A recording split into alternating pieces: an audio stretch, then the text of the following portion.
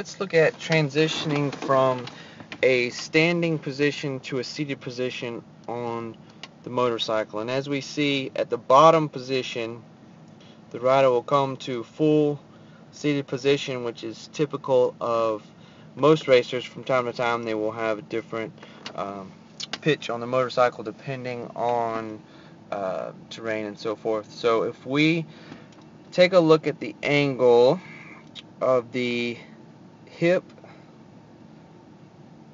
and we can draw this out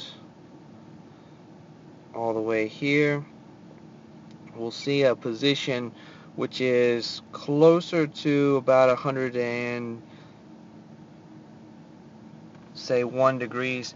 What we normally measure full hip flexion and extension from is this line here. So if we subtract from there, we get somewhere around 79 degrees or so of hip flexion. So from the seated position, we can take a look at also the knee angle, which is important to look at, and we can see coming straight down, try to get an estimate here, and likewise the knee angle at about 65 degrees would be measured from out this way. So we would subtract 65 from 180-ish, which would give us 115 degrees of knee flexion. Now let's look at the box squat exercise, as we'll watch LJ lower down to the box and then stand back up. And what we can see is that as he lowers himself back down, he arrives back into the seated position into, if we look at the hip angle again like we did in the previous video, we can see somewhere around 87 degrees or so.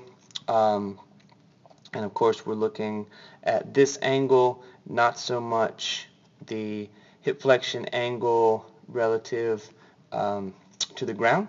So we look at a little bit of a difference in the hip angle position in this athlete because of the height of the box and the height of the athlete and so forth. But we can also see that this position is very similar to the position on the motorcycle, which makes it a good carryover in terms of strength and positioning. And also we see the athlete arriving at a good organized position at the bottom.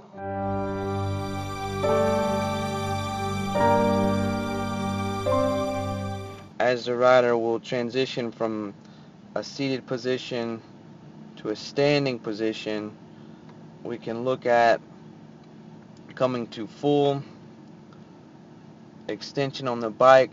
This will typically be the position that you will see most riders in, minus the head position. We would like to see more neutral head coming off of the thoracic spine there.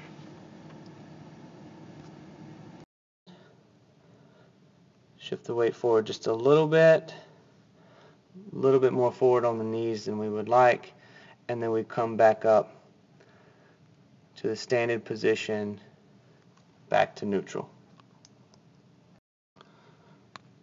Now let's look at a different athlete performing the same exercise, and we can see that as this athlete arrives at the box, the hip and knee angles will change quite a bit. So primarily what we do have some coaching technical cues we can work on in terms of having make sure that the knees stay back just a little bit, and we can avoid that sort of that valgus knee force at the bottom.